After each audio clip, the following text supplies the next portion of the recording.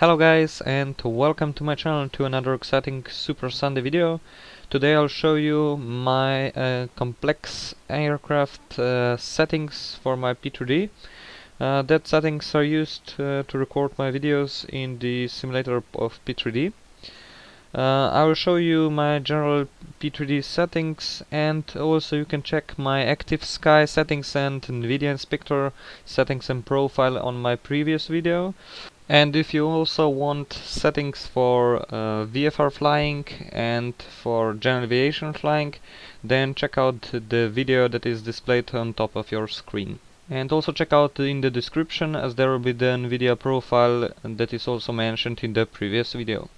And by that, also show me support by subscribing to my channel, and at the end of the video leave a like if you find this content useful to you. And now let's get started. Thanks for joining in, and stay tuned till the end of the video to get the best settings out of your simulator. And now, first of all, let me say that these complex airline settings are the sweet spot for my PC hardware. You can check my specifications down in the descriptions. And I use these settings for FS Labs A320, and you can also try these settings with PMDG aircrafts or other complex add-ons. And these settings might not work with all the PC configurations, but it can help someone to get a better performance out of it. And I also use NvidiaInspector as a gain on performance and on the smoothness of my simulator. I usually have from 25 to 30 FPS in the FS Labs on different airports, and you can also check for different of those FS Labs videos on my channel. As I said previously, I'll talk about just the general P3D settings, as Active Sky and NvidiaInspector settings stay the same as mentioned in the previous video, and that video will be shown at the end of this video. And let me now introduce you my P3D settings.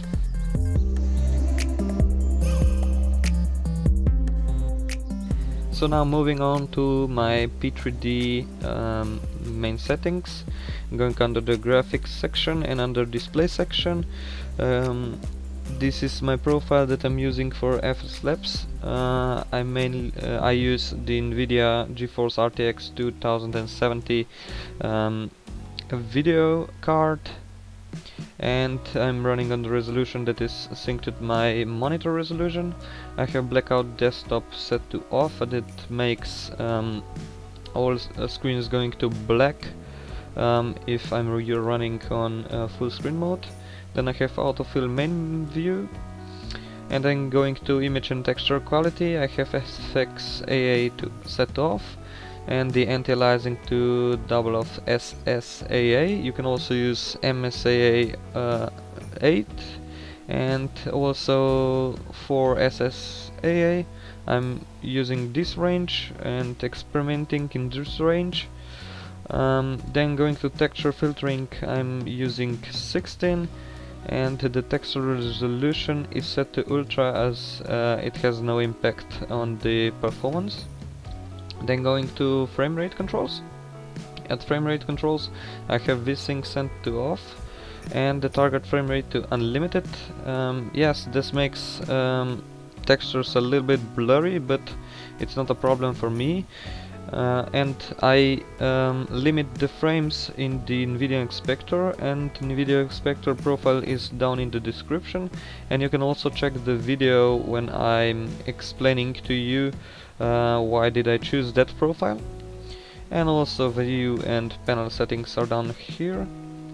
Then moving on to world section, going under terrain, I have level of detail radius to ultra set, and the tessellation factor is on medium. That's a bit lower because tessellation factor improves the mesh resolution, but for IFR flying and for FS Labs flying I don't need this very much, and I have mass resolution to 2 meters. That's pretty good. So then texture resolution is to 15 centimeters, and I use high resolution terrain textures. And then going to scenery complexity, here I have this to very dense, as if you have lower than that, then you will not see some objects on the airports. And then going towards autogen and cine draw distance, I have this on high, and if you're using lower end PCs, then you should use this at medium, or if you can handle, you can use it at high. This really kills the FPS. And autogen vegetation density is set to very dense, and also autogen building density is set to very dense. And then going to water, here I have water details to medium, you can choose whatever you want, and reflections on a user vehicle. And the special effects, I let this as default on the medium. And further going to the lighting section, here I have enabled HDR lighting, and these settings are all at 1, as you can see.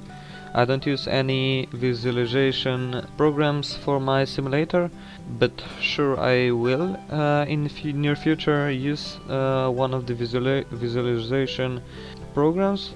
Then dynamic reflections are set to medium. I have dynamic lighting set to on, and blinding lights illuminate ground. I personally don't like the display lens flare, and then shadow quality is set to high, and the shadow draw distance is set to high. And then going to casting and receiving, here you can use whenever you want, but if you have too much ticked options, then the performance may be killed. And by this casting and receiving, you might also gain on performance if you unticked all of this, but then no shadows will be casted or received. And finally, moving on to weather section. At the visual settings for weather, I have cloud draw distance set to minimum at 60 miles, because I have this draw distance set into the active sky settings. You can check the active sky settings in my previous video, and the video will be shown at the end of this video.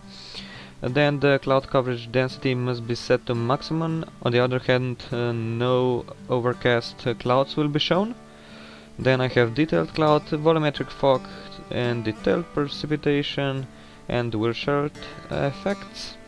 None of the thermal visualization, and I have enabled turbulence and thermal effects on vehicle.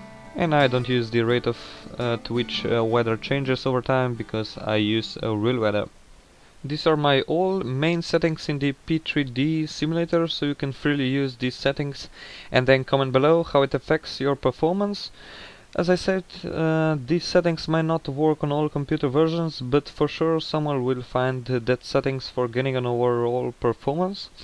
If you find any place to improve that settings, please leave me a comment, and together we'll improve on overall performance. And also do not miss next Super Sunday video, as I still have more useful content to show you, and you can also subscribe to my channel so you will be kept informed. Thanks for watching, guys, and don't forget to subscribe to my channel and like this video. Bye bye, see you soon.